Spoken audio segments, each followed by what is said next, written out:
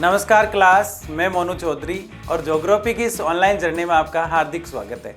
कक्षा 12 का हमारा प्यारा सा और सुंदर सा भूगोल पढ़ते हुए हम आगे बढ़ रहे हैं और इसी के अंदर आज हम चर्चा करने वाले हैं। हमारा जो चैप्टर चल रहा है भू संसाधन तथा कृषि, जिसमें ज़मीन और उस पर कौन कौन सी फसलें हो सकती है उसकी बात हम करते हुए इस हमारे तीसरे चैप्टर में बुक जो है भारत लोग और अर्थव्यवस्था जो है उसमें तीसरा जो चैप्टर है उसका लेक्चर नंबर 5 हम देख रहे हैं। ऐसे कितने और लेक्चर आने वाले हैं, अब ज़्यादा नहीं रहे हैं, है ना। ज़्यादा चिंता नहीं करना है क्योंकि मेन चीज़ें हम देख चुके हैं। गेहूं और चावल जैसी फसलों को हम देख चुके हैं, दालें जो है भारत की सारी पढ़ चुके हैं। तो आपको पता है ऑटोमेटिकली कि आज कौन सा टॉपिक आने वाला है। जो बड़ा सा टॉपिक है बच गया था और बड़ा स्वीट यानी कि छोटा सा और मीठा सा टॉपिक है जिसका नाम है तिलहन। क्या नाम है? तिलहन। तो आज हम तिलहन पढ़ने वाले हैं, यानी कि वो फसलें जिनसे तेल निकाला जाता है वो तिलहन है। बेचारी का क्या हाल होता होगा, इसे तेल निकाल लिया जाता है। क्या निकाल लिया जाता है? इसे तेल को निकाल लिया जाता है, वो होती है तिलहन फसल। कौन सी होती है? तिलहन की फसल, ठीक है। और इसके बाद हम झूठ फसल को भी देखेंगे। अब आप कहेंगे झूठ क्या है? वो झूठ नहीं है जो हम बोला करते हैं ना, मैं स्कूल गया था और स्कूल का बोलकर बंक मार के घूम आए दोस्तों के साथ, वो झूठ नहीं है। वो झूठ तो ये झूठ होता है, तो है ना। वो झूठ तो ऐसे लिखा जाता है इस प्रकार से, ठीक है। इस झूठ की बात नहीं कर रहे हैं हम। ये जो झूठ है, आप में से कोई बोरी जानता है, कट्टा जो जानता है, जिसमें एक अलग ही कलर की एक जो है गंदे से कलर की जो धागा आया करता है उसको हम झूठ कहते हैं। इसके बारे में डिटेल से अभी पढ़ने वाले हैं। तो हम तिलहन फसलों को पढ़ेंगे और झूठ को पढ़ेंगे। हमने दलहन फसलों की भी बात की है। दलहन में सारी दालें आ जाती है, वैसे ही तिलहन में सारी तेल वाली फसलें आ जाती है। क्या सरसों इसमें आएगी? बिल्कुल आएगी। तोरैया, वो तुरई नहीं बोल रहा हूँ मैं, तोरैया बोल रहा हूँ, वो भी इसमें आएगी। कैसे आएगी उसकी भी बात करेंगे। मूंगफली भी इसमें आएगी। सारी फसलों की बात करेंगे, ठीक है। जो तिलहन है, सारी फसलें कौन सी? जो तिलहन है। तो शुरू करते हैं तिलहन फसल को। तिलहन जो होते हैं यानी तेल निकालने वाली फसलों की बात कर रहे हैं। विश्व में तिलहन के अंतर्गत आने वाले कुल क्षेत्रफल का लगभग 20% भारत में है। इसका मतलब कम ये भी नहीं होती है ना, लगभग 20% क्षेत्र में भारत में क्या होते हैं? तेल निकालने वाली फसलें यानी तिलहन होती है।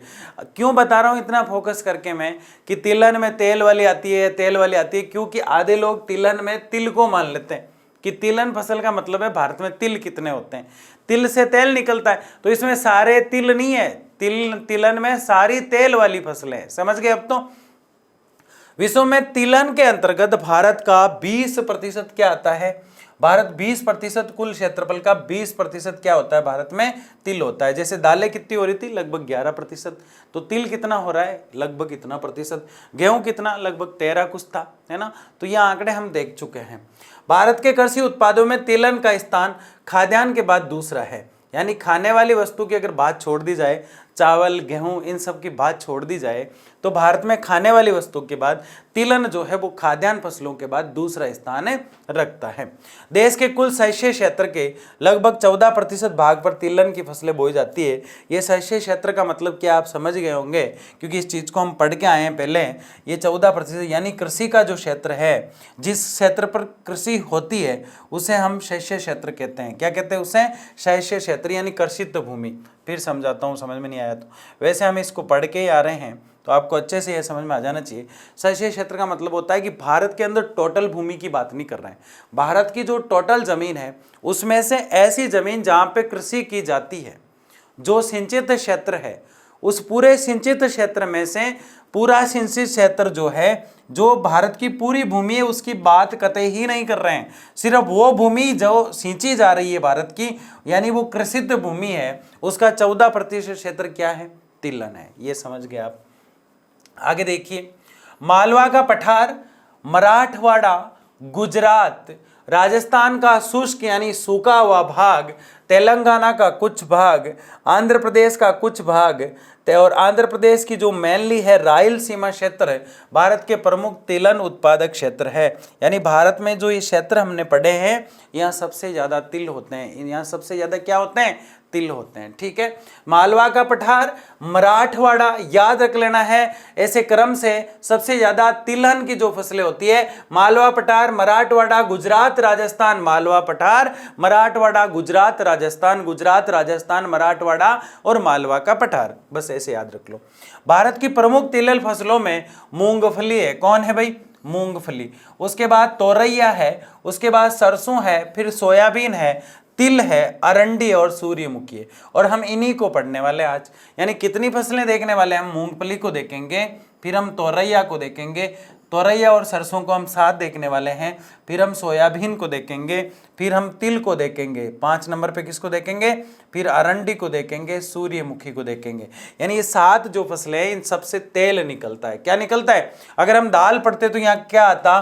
दाल पढ़ते तो यहाँ चना, मूंग, है ना, अरहर, इस प्रकार से आता। लेकिन हम तेल पढ़ रहे हैं तो मूंगफली, तोरैया, सरसों, सोयाबीन, ये सब आए। अगर यहाँ खाद्यान्न पढ़ने होते तो गेहूं, चावल, मक्का, ये सब आता कि नहीं आता? आप समझ रहे हैं ना? आप खाद्यान्न फसलें जो खाई जाती है, दलहन फसलें जो दाल होती है, तिलहन फसलें जिनसे तेल निकाला जाता है, मसाले के अंदर जो चटपटा बनाते हैं। जैसे मसाले में हमने सिर्फ मसाले पढ़े, वहाँ ना तो चावल आए थे, वहाँ ना कोई दाल आई थी, ना कोई तिलहन आई थी, वहाँ तो काली मिर्च, अदरक, इलायची ऐसे आए थे ना, वो सब मसाले हो जाते हैं। तो 4 डिवाइडेशन आपको पता चल जाने चाहिए कि मसाले अपने आप में अलग चीज होती है। ठीक है, उसके बाद दालें यानी दलहन है जो अपने आप में अलग चीज है, और तिलहन जो हम पढ़ रहे हैं वो अपने आप में अलग चीज है, और खाद्यान्न अपने आप में अलग चीज है। अब आप देखेंगे तो एक फसलें ऐसी भी होगी जो पेय यानी पी जाती है, उसे हम पेय फसल कहेंगे। क्या कहेंगे? पेय फसल। और एक आप देखेंगे जिसे सिर्फ बेचा जाता है, वो नगदी फसल होगी। कैसी होगी? नगदी फसल, जिसे बेचा जाता है। तो जैसे चाय और कॉफी पढ़ेंगे तो वो नगदी भी है और पेय फसल भी है। तो ये चाय और कॉफी तो दोनों हो सकती है। व्यापारिक फसलें जिसे हम कह सकते हैं। नगदी फसलों के बाद एक और डिवाइडेशन हम देखेंगे जो सिर्फ व्यापार के लिए की जाती है, उसे हम व्यापारिक फसल कहेंगे। क्या कहेंगे? जैसे कि कपास, जैसे कि कपास। मसालों में, दलहन में, तिलहन में आप समझ चुके हैं, खाद्यान्न में आप समझ चुके हैं, पेय फसल में पीने वाली होती है, और नगदी में नगदी फसल होती है जिससे कैश कमाया जाता है। व्यापारिक में भी कैश कमाया जाता है। व्यापारिक फसलें जैसे कपास, नगदी में चाय और कॉफी, पेय में भी चाय और कॉफी और तंबाकू जैसी, है ना, खाद्यान्न, तिलहन, दलहन, मसाले। तो ये क्या फसलों के प्रकार है? नहीं, ग्रुप है फसलों के, अलग अलग, है ना। मसालों में मसाले आएंगे, तिलहन में तेल वाली फसलें, दाल में दाल वाली, व्यापारिक में व्यापार वाली, खाद्यान्न में खाने वाली, इस प्रकार से फसलें आती। ये तो बहुत आसान चीज है, ठीक है ना। इसको अच्छे से लिख लेना आप, मैंने साइड में यूं डाल दिया इसको, ठीक है। तो ये फसलें हम तिलहन की पढ़ रहे हैं। तिलहन के उत्पादन में मध्य प्रदेश 28% रखता है। यानी अकेले मध्य प्रदेश में, भाई साहब किसकी बात कर रहे हो? अकेले मध्य प्रदेश में 28% तिलहन यानी तेल वाली फसलें होती है। इसके बाद क्रम से राजस्थान आता है और महाराष्ट्र आता है, गुजरात आता है। क्या यहाँ सबसे ज्यादा तोरैया होती है? नहीं पता। क्या यहाँ सबसे ज्यादा सोयाबीन होती है? यह भी नहीं पता। सिर्फ पता यह है कि यहाँ सबसे ज्यादा तेल वाली फसलें होती है। ये जो आंकड़ा है सारी तेल वाली फसलों का है, पर्टिकुलर किसी एक का नहीं है। मूंगफली देखेंगे तो हम देखेंगे किस राज्य में ज्यादा होती है, लेकिन यहाँ तो ऑल ओवर सबसे ज्यादा होती है। ये राज्य आपको याद कर लेना है। कैसे याद रखोगे? जब महाराष्ट्र और राजस्थान, मध्य प्रदेश और राजस्थान आ रहे हैं तो आपको एक ट्रिक मैंने बता रखी है, मरा, ठीक है ना। ऐसी कैसी ट्रिक बना देते हो तो ठीक है, इसको ऐसे याद कर लो राम, लेकिन मैं पहले रा पहले आ जाता तो पूरी गड़बड़ हो जाती है, इसलिए इसको मरा ही याद रखना है, ठीक है ना। आगे देखिए, मूंगफली की बात कर रहे हैं। अब हम तिलहन जो है उसकी बेसिक चर्चा के बाद एक एक तिलहन फसल की बात करेंगे। किसकी बात करेंगे? एक एक तिलहन वाली फसल की बात करेंगे।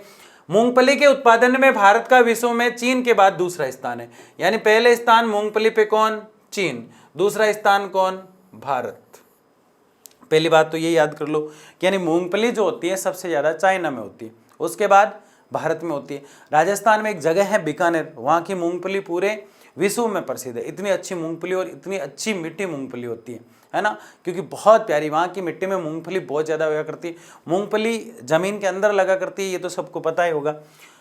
यहाँ विश्व की लगभग 19.49% मूंगफली का उत्पादन होता है। कहाँ? भारत में। यानी 19.49 का मतलब है राउंड फिगर, आप इसको 19 मानिए, क्योंकि अगर 0.50 से ऊपर होते ये आगे वाले 19.49% से ऊपर होता है तो अपन इसको सीधा 20 मान लेते हैं, लेकिन 19% मूंगफली जो है कहाँ पैदा होती है, भारत के अंदर। और इसके लिए ज़्यादा सूखे की जरूरत पड़ती है, इसलिए मूंगफली जो है शुष्क प्रदेशों में होती है। कहाँ होती है, शुष्क प्रदेशों में। मूंगफली जो है उसमें हमारा दूसरा स्थान है, और हमारे देश में जो मूंगफली हो रही है वो लगभग 19% हो रही है, और इसके लिए सूखी मिट्टी चाहिए। कौन सी मिट्टी चाहिए, सूखी मिट्टी। भारत में ये रबी की फसल है। मूंगफली किसकी फसल है भाई, रबी की फसल है। जैसे हम तोरैया पढ़ेंगे थोड़ी देर बाद, वो भी रबी की फसल है, ठीक है ना। मूंगफली किसकी फसल है, रबी की फसल। ये देश के कुल शस्य क्षेत्र के लगभग 3.6% पर उगाई जाती है। शस्य क्षेत्र आप समझ गए होंगे क्या होता है शस्य क्षेत्र। भारत की टोटल जो भूमि है उसकी बात नहीं कर रहे हैं, भारत की वो भूमि जहां सिंचित भूमि या कृषि की जाती है, उस भूमि में से, कृषि वाली भूमि में से 3.6% पर सिर्फ मूंगफली होती है, ठीक है। देश के लगभग 50% खाद्य तेल की प्राप्ति मूंगफली से होती है। देश का 50% घरों में या 50% जो खाने का तेल है वो मूंगफली का है, क्योंकि मूंगफली हमारे यहाँ सबसे ज्यादा होती है। मूंगफली के बाद अगर कोई फसल होती है तो वो तोरैया फसल है। ये तुरई नहीं है, मैं पहले बता देता हूं। तोरैया एक तेलीय फसल है और इसको मैं समझाने वाला हूं थोड़ी देर में। तो 50% खाद्य तेल की यहाँ प्राप्ति होती है, और गुजरात जो है कुल उत्पादन का 33% पैदा कर देता है अकेला ही। किसका, मूंगफली की पैदावार अकेले गुजरात में, और गुजरात के बाद राजस्थान। आप देख रहे हैं जहां गुजरात आ रहा है उसके तुरंत बाद राजस्थान आ रहा है, मतलब शुष्क प्रदेश की बात हो रही है। और मूंगफली के लिए क्या चाहिए, शुष्क प्रदेश। जो फसल शुष्क प्रदेश में होगी वह राजस्थान और गुजरात लगभग टच ही आएंगे, दोनों आएंगे कि नहीं आएंगे। और जहां ज्यादा पानी वाले क्षेत्र की बात होगी तो पानी वाले राज्य टच आएंगे। जहां पहाड़ी पर्वतों की बात होगी, पर्वतों की बात ज्यादा होगी, ज्यादा नदीय पानी की बात होगी, वह हमेशा आप देखेंगे उत्तराखंड जैसे, हिमाचल जैसे, पंजाब जैसे क्षेत्र आएंगे, हरियाणा जैसे क्षेत्र आएंगे। तो राज्यों के भी एक ग्रुप बने हुए हैं, जैसे तिलहन, दलहन, खाद्यान्न, नकदी, व्यापारिक, पेय, ऐसे फसलें बनी हुई ना, वैसे राज्यों के भी अपने एक ग्रुप बने हुए कि नहीं बने हुए। अब ज्योग्राफी समझ में आने लगी या नहीं लगी है। अब ज्योग्राफी से ट्रू लव होने लगा है। बताओ होने लगा है कि नहीं होने लगा है, बताओ ज्योग्राफी अच्छा लगता है कि नहीं लगता है, पक्का बताना है, ठीक है ना। तो 50% जो खाद्य है, इसी खाद्य तेल यानी भारत के अंदर जो खाने का तेल काम में लिया जा रहा है उसमें 50% जगह मूंगफली का प्रयोग होता है, ठीक है। सोयाबीन भी कम प्रयोग नहीं होती है। गुजरात पहले स्थान पर है और राजस्थान दूसरे स्थान पर है। तोरैया फसल, तोरैया और सरसों की बात करें तो तोरैया और सरसों के तहत राई, सरसों, तोरैया, तारामीरा ये सब आ जाते हैं। राई आ जाती है इसके अंदर, सरसों आ जाती है, तोरैया आ जाता है और तारा मीरा आ जाता है। किसके अंदर, तोरैया और सरसों के तहत। यानी कि ये ग्रुप है, ये भी अपने आप में क्या है तो तेल का एक ग्रुप, लेकिन ये अपने आप में एक ग्रुप है। इसमें मैं तोरैया समझाऊंगा आपको, बाकी भी समझ में आ जाएगी। राई भी आ जाती है, सरसों भी आ जाती है, तोरैया भी आ जाती है, तारा मीरा एक छोटा सा राई की तरह दिखाई देता है। और सबसे बड़ी बात यह है कि ये फसलें दिखती भी एक सी है, मतलब छोटे छोटे दाने रूपे होती है सारी की सारी, ये जो दिखाई दे रही है आपको। ये उपोष्ण कटिबंधीय फसल है तथा भारत के मध्य उत्तर पश्चिम भाग में रबी की ऋतु में बोई जाती है। ये सारी भी कैसी है, रबी की रूप में बोई जाती हैं, और ये उष्ण उपोष्ण यानी ज्यादा गर्म वाले क्षेत्रों में देखने को मिलती है। इस तोरैया फसल को जब हम देखते हैं तो इसकी खास बातें क्या है। कौन सी फसल देख रहे हैं हम, तोरैया फसल, ठीक है। इसकी खास बातें हैं कि तोरैया जो फसल होती है, कौन सी फसल भाई, तोरैया जो फसल है, तोरैया फसल, कौन सी फसल, तोरैया फसल, ठीक है। इस तोरैया फसल की बहुत सी खास बातें हैं जिनको हम एक एक करके यहां समझने वाले हैं। इसकी पहली खास बात है कि ये लगभग 85 डेज में, कितने डेज में, 85 से लेके 90 डेज में, यानी 85 से 90 दिन में पक जाती है भाई। फिर इसको आप काट सकते हो, पक जाती है मतलब इसको काट सकते हो। दूसरा इसकी महत्वपूर्ण बात है कि आप समझ ही रहे हैं कि तिलहन फसल है। कौन सी फसल है, तिलहन फसल है, ठीक है। और इसकी खास बात है कि ये रबी की फसल है। किसी फसल है, रबी की फसल। क्यों देख रहे हैं इसे, क्योंकि इस तोरैया के साथ ही आ जाती है कौन कौन, इसके साथ सरसों आ जाती है। कौन आ जाती है भाई, सरसों भी इसके साथ आ जाती है, राई भी इसके साथ आ जाती है, तारामीरा भी इसके साथ आ जाता है, यानी इसके साथ आने वाली फसलें हैं ये तीनों की तीनों, ठीक है ना। और ये खास बात है इनकी एक और, ये दिखती भी एक सी है, यानी कि तोरैया जो फसल है उसकी तरह ये दिखती है। 80 से लगभग 85 से 90 दिन में पूरी तरह से पक जाती है तोरैया जो फसल है। मैं फिर बता दूं कि ये तुरैया, जिसे हम तुरई कहते हैं, जिसकी सब्जी बनाई जाती है, तुरई नहीं है। आपको कंफ्यूज नहीं होना है। एक बार ऑफलाइन क्लास में इस बात को लेकर काफ़ी बहस हो गई थी। आप बच्चे कह रहे हैं सर ये तुरई है, मैं कह रहा हूं कि नहीं, यह तुरई नहीं है, यह तोरैया है जिसे तेल निकाला जाता है। तुरई अलग है। फिर बता देता हूं, तिलहन फसल है, रबी की फसल है। दूसरा, अगस्त में जब सारी फसलें कट जाती है, अगस्त में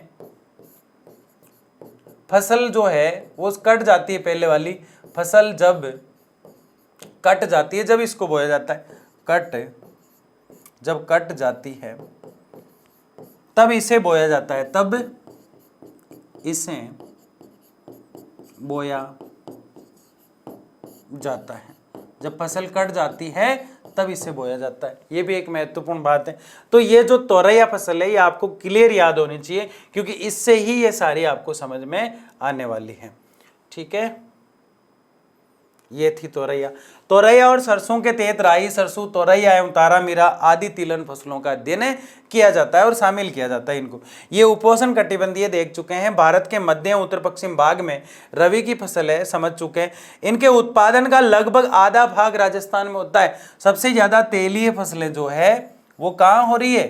तेलीय फसलें नहीं, तेलीय फसलें तो हमने देखा कहाँ हो रही है, लेकिन ये सिर्फ तुरैया, सरसों, राई, ये सब सबसे ज्यादा राजस्थान में हो रही है। प्राप्त किया जाता है। अन्य उत्पादक राज्यों में हरियाणा आता है, फिर उत्तर प्रदेश आता है और मध्य प्रदेश आता है। तोरैया और सरसों सबसे ज्यादा कहाँ? राजस्थान में। बस इतना याद रखना है। आगे देखिए, समझिए, जो हमने समझा है वही चीज है। और अब आ रही है सोयाबीन। क्या बात है, सोयाबीन भी रबी की फसल है। इसका मतलब तलन में अधिकतर, तिलहन में अधिकतर फसलें जो आ रही है वो कैसी है? तेलीय है। कैसी है भाई? तेलीय है। सोयाबीन मुख्यतः रबी फसल है। कौन सी फसल है? सोयाबीन कैसी फसल है? रबी की फसल है। सोयाबीन के कुल बोए गए क्षेत्रफल का लगभग 50% भाग मध्य प्रदेश में है। यानी सबसे ज्यादा कहां हो रही है? मध्य प्रदेश में हो रही है। यानी कि रबी की फसल होने के बाद महत्वपूर्ण बात क्या है इसकी? रबी की फसल है। कैसी फसल है बताओ? तुरैया किसकी थी? रबी की थी। मूंगफली किसकी थी? रबी की थी, ठीक है। सोयाबीन का सर्वाधिक उत्पादन कहाँ होता है? मध्य प्रदेश में। मध्य प्रदेश पहले स्थान पर है। दूसरा स्थान महाराष्ट्र का है। तो एम स्क्वायर याद रखना है। क्या याद रखना है? M square. बस आसानी से याद हो जाता है, ठीक है। अब दूसरा भी दिखा रखा है महाराष्ट्र। तीसरा स्थान राजस्थान का 8%। लेकिन सबसे ज्यादा सोयाबीन नाम आते ही मध्य प्रदेश क्लिक हो जाना चाहिए कि मध्य प्रदेश में सबसे ज्यादा। तोरैया नाम आते ही राजस्थान का नाम क्लिक हो जाना चाहिए, ठीक है। बताओ, केरल का नाम क्लिक होते ही काली मिर्च याद आ जाती है। दूसरे स्थान पे केरल हालांकि, लेकिन वास्को डिगामा याद आ जाता है, ठीक है। सोयाबीन के प्रमुख उत्पादक राज्यों में उत्पादकता की दृष्टि से तेलंगाना का स्थान प्रथम है। सोयाबीन के प्रमुख उत्पादक राज्यों में उत्पादकता के हिसाब से तेलंगाना। बोया कहाँ गया और उत्पादन कहाँ हुआ? मध्य प्रदेश में। लेकिन यहाँ बोया कम गया था और फिर भी उत्पादन ज्यादा हुआ तेलंगाना में। मध्य प्रदेश दूसरे स्थान पर है। यहाँ कंफ्यूजन कतई नहीं होना है, बात को समझो। सोयाबीन का सर्वाधिक उत्पादन कहाँ होता है? मध्य प्रदेश में, क्योंकि जमीन ज्यादा है। लेकिन तेलंगाना का प्रथम स्थान इसलिए है कि जमीन कम है और उत्पादन ज्यादा हो जाता है। ये ठीक वैसा ही है कि जैसे चावल जो है वो बोया ज्यादा पश्चिम बंगाल में गया और पश्चिम बंगाल में क्षेत्र के हिसाब से प्रथम स्थान आया, लेकिन क्षेत्र की कमी होते हुए भी उत्पादन ज्यादा हुआ तो पंजाब का नाम आया। यहां कंफ्यूजन नहीं क्रिएट करना है और नहीं होना चाहिए आपको, ठीक है। अब हम देख रहे हैं सूर्यमुखी। सूर्यमुखी के उत्पादन में कर्नाटक का पहला स्थान है, 53.7 का स्थान है इसका प्रथम स्थान के साथ। और इसके बाद क्रम से उड़ीसा है और हरियाणा है, फिर बिहार है। अब आप कहेंगे सर इतना फास्ट, अब ये सूर्यमुखी वगैरह मैं क्या बताऊं, इसमें ज्यादा कुछ डिटेल है नहीं। गेहूं डिटेल से हमें पढ़ना था, पढ़ा। चावल डिटेल से पढ़ा। दलहन, चना वना हमने डिटेल से पढ़े। मसाले हमने पढ़े। लेकिन यहां जो चीजें आ रही है, अब सूर्यमुखी पहला स्थान कर्नाटक है, दूसरा स्थान क्रम से अगर हम देखें तो उड़ीसा का आ रहा है, फिर हरियाणा का आ रहा है। परसेंटेज आपको दिख ही रहा है। तो अब क्या ही समझाऊं मैं, बताओ। इसमें सूर्यमुखी से तेल निकलता है। सूर्यमुखी रबी की फसल है ना, ये इस प्रकार से बोई जाती है। बस और क्या है इसमें मुझे बताओ, कुछ खास बात है नहीं तो क्या करें। तिल, अब देखो तिल में, देखो तिल उत्पादन में पश्चिम बंगाल जो है प्रथम स्थान पर। ये राज्य आपको याद करना है। जैसे अदरक में असम है, वैसे अदरक क्या है, मसाला है। अदरक में हमने लास्ट में ऐसे याद किया था ना, वैसे ही तिलन में भी ऐसे याद कर रहे हैं कि तिल में पश्चिम बंगाल पहले स्थान पर है और अरंडी में प्रथम स्थान पर गुजरात है ना। अरंडी का तेल निकाला जाता है, ये बीज होता है अरंडी के, बहुत महंगी बिकती है। जब हम पढ़ा करते थे तो हमारे अरंडी के बहुत पेड़ पौधे फसल हुआ करती थी। पेड़ पौधे तो क्या हुआ करते थे, तो हम जाते थे और उसके बीजों को इकट्ठा करते, खर्चा पानी निकल जाता था उससे। क्या निकल जाता था, खर्चा पानी निकल जाता था। अगर अरंडी होती है आपके तो बताना किस राज्य से, और वास्तव में अरंडी होती है कि नहीं होती, क्योंकि ये ऐसी तिलहन फसल है जो लगभग अब गायब ही हो गई, गायब सी होने लग गई। ये ऑटोमेटिकली लगा करती है अब तो, इसको पर्टिकुलर से बोया नहीं जा रहा आजकल। लेकिन इसमें पहले स्थान पे कौन है, गुजरात है, और दूसरे स्थान पर राजस्थान है। लेकिन राजस्थान में भी लगभग खत्म होने की कगार पे। इसका मतलब नहीं कि ये लुप्त होती प्रजाति है, बीज तो पड़ा ही रहता है, फिर से आ जाएगी सीक्वेंस में, है ना। लेकिन मूंगफली जो है वो सबसे ज्यादा यहाँ पे बोई जा रही है। मूंगफली में हम पहला स्थान रखते हैं। दूसरा स्थान, मूंगफली में पहला स्थान मतलब सबसे ज्यादा हमारे देश में मूंगफली का तेल काम में लिया जा रहा है, 50% के आसपास। मूंगफली के बाद अगर किसी का नंबर आ रहा था तो वो कौन था, आप सब जानते, तोरैया, जिसके अंदर राई, सरसों, ये सब कुछ आ रहा था ना, तो वो सब कुछ था। अरंडी में पहला स्थान गुजरात, जबकि तिल में पहला स्थान पश्चिम बंगाल। अगर अगले स्थान की भी बात करें तो तिल में पहला पश्चिम 26% और दूसरे स्थान पर मध्य प्रदेश 23%। अरंडी में पहला स्थान गुजरात का 75%, बहुत बड़ी बात है। दूसरा स्थान 19 राजस्थान में। तो गुजरात में तो कोई बच्चा अगर है तो बताएगा कि बहुत ज़्यादा मात्रा में बोई जा रही है, तो वहाँ तो हो ही रही होंगी खेती, ठीक है। आगे देखिएगा, अब हम बात कर रहे हैं झूठ की, और ये बहुत झूठ नहीं है जो हम बोलते हैं। ये कौन सा झूठ है, ये एक फसल है और भारत नगदी फसल है। कैसी फसल है ये, नगदी। क्या ये दलहन में है, कतई ही नहीं है। दलहन को हम पढ़ चुके हैं। क्या ये तिलहन में है, बिल्कुल नहीं है। क्या ये पहे वाली जो पी जाती है उनमें है, उनमें भी नहीं है। तो किस में है, नगदी में है, जिससे कैश कमाया जाता है। व्यापारिक में इसको डाल सकते हैं हम। इसके लिए तापमान जो होता है, ये देखो, इससे रस्सा बनाया जाता है फिर सुखा के। 24 से 35 सेल्सियस तापमान चाहिए। कितना चाहिए, 24 से 35 सेल्सियस इसको तापमान चाहिए, ठीक है। 125 सेंटीमीटर से 200 सेंटीमीटर निम्न समतल भूमि झूठ की कृषि हेतु अनुकूल भौगोलिक दशाएं हैं। यानी बारिश कितनी चाहिए, 125 से 200 सेंटीमीटर। बताओ वो कौन सी फसल थी जिसको 600 सेंटीमीटर से ज्यादा बारिश चाहिए। वो इलायची थी, बड़ी खतरनाक। बताओ वो कौन था जिसको, वो कौन था, समझ गए ना, मतलब पुलिंग रहेगा वो, है ना। वो कौन था जिसको 120 सेंटीमीटर से ज्यादा बारिश चाहिए। याद करो उसको, याद करो, गन्ना। कौन था वो, गन्ना, ठीक है ना। तो कुछ चीजें आपको मुख जबानी याद हो जानी चाहिए, कि ऐसा लगना चाहिए कि कृषि पढ़ के आए हैं हम भारत के, है ना। अधिकतर बच्चे ग्रामीण क्षेत्र से भी जुड़े हुए हैं, तो उनको तो मजा ही आ गया हो गया, क्योंकि अधिकतर फसलों को वो जानते हैं। और शहर वाले जो पढ़ रहे हैं उनको और ज्यादा मजा आ गया कि पहली बार वो देख रहे हैं कि वास्तव में कौन सी फसल ज्यादा कहाँ हो रही है। तो निम्न समतल भूमि झूठ की कृषि हेतु अनुकूल भौगोलिक दशाएं होती है। 125 से 200 सेंटीमीटर वर्षा चाहिए और 24 से 35 सेंटीमीटर क्या चाहिए, इसको तापमान चाहिए। भारत विश्व में जूट का सबसे बड़ा, विश्व का 56% उत्पादक जो है वो कौन करता है, उत्पादन भारत करता है। यानी सबसे ज्यादा जूट कहाँ होती है, भारत में होती है। सबसे ज्यादा जूट कहाँ बोली जाती है, भारत में बोली जाती है। यानी उत्पादन कहाँ हो रहा है, भारत में हो रहा है। वो झूठ अलग है, ये झूठ अलग है, समझ गए ना। वो झूठ इस प्रकार की झूठ है, समझ गए।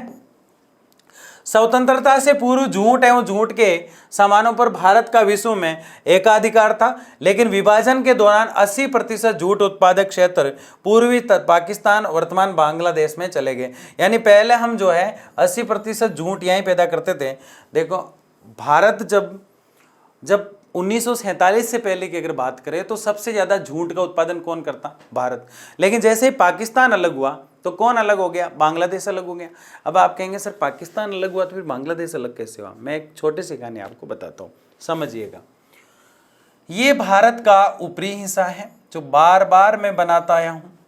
यहां था, इस तरफ था पश्चिमी पाकिस्तान, पश्चिमी पाकिस्तान, और इस तरफ था पूर्वी पाकिस्तान। कौन था इस तरफ, पूर्वी पाकिस्तान, पश्चिमी पाकिस्तान। इस बात को समझने के लिए समझा रहा हूं मैं, है ना।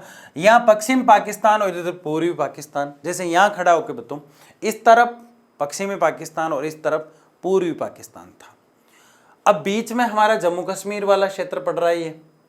अब ये पश्चिमी पाकिस्तान जो है पूर्वी पाकिस्तान जाने के लिए इधर से रास्ता मांगता था कि हमें यहाँ से मार्ग दे दो, और भारत ने कर दिया था मना। भारत ने क्या कर दिया था? मना कर दिया था कि हम नहीं देंगे रास्ता। और ऐसे करके जो है लड़ाई चलती रहती थी हमारी कि ये जम्मू कश्मीर हमें चाहिए, ताकि अगर जम्मू कश्मीर हमारे पास आ जाता है तो ये पूरा एरिया हमारा हो जाता है। इसलिए जम्मू कश्मीर का जो झगड़ा है यहाँ से शुरू हुआ। आगे की बात सुनिए, ये जो पश्चिम पाकिस्तान है इस पूर्वी पाकिस्तान को बिल्कुल भी पसंद नहीं करता था। ऐसा होता था कि सरकार हमेशा पश्चिम पाकिस्तान की बनती थी। पश्चिम पाकिस्तान में जो सरकार बनती थी वो पूर्वी पाकिस्तान में शोषण किया करती थी। तो पूर्वी पाकिस्तान के लोग परेशान हो गए, और एक बार यहाँ से एक लीडर था जियाउर रहमान। जियाउर रहमान यहाँ से इलेक्शन जीत गए। यहाँ से जियाउर रहमान जब इलेक्शन जीत गए तो यहाँ जो इलेक्शन जैसे ही वो जीते तो एक बहुत बड़ी बात निकल के आई।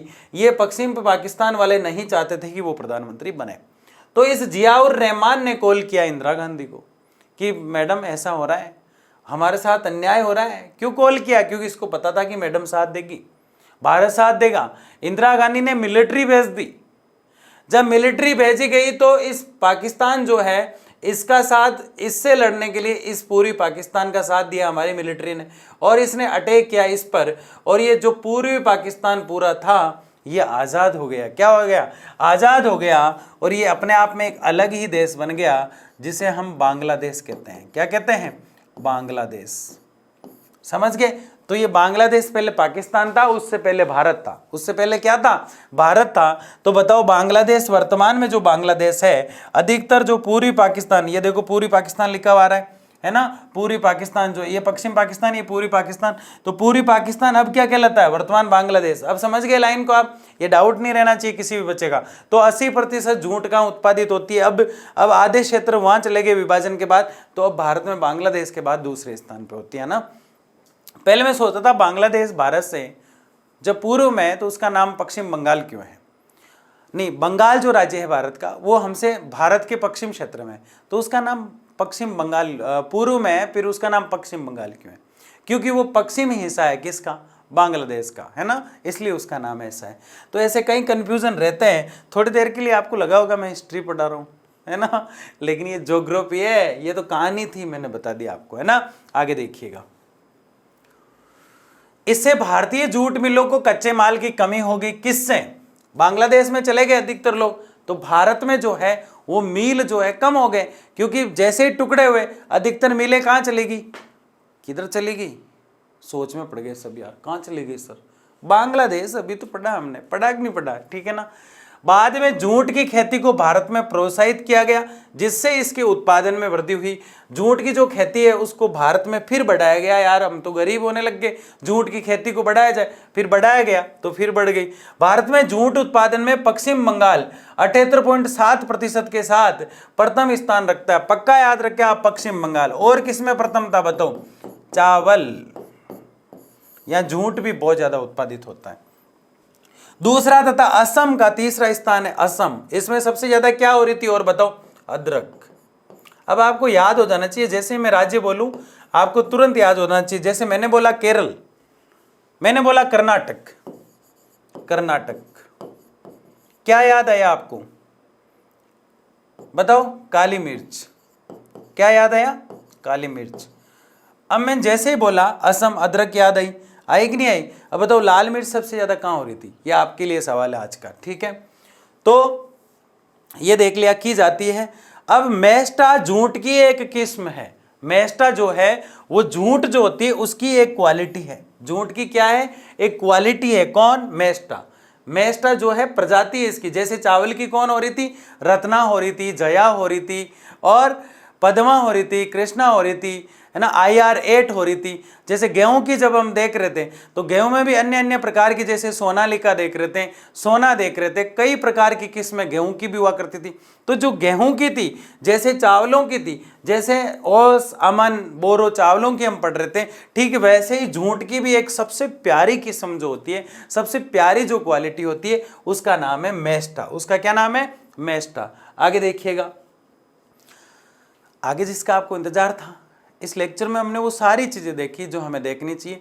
हमने सारी तिलन वाली फसलों के बाद जो हमारा जूट जो है, जो नगदी फसल है, उसको भी देखा और बहुत अच्छे से आपने इसको समझा। जो कोई भी डाउट हो कमेंट बॉक्स में आपको बताना है। मिलते हैं एक शानदार लेक्चर के साथ, तब तक के लिए धन्यवाद। जय हिंद, जय भारत।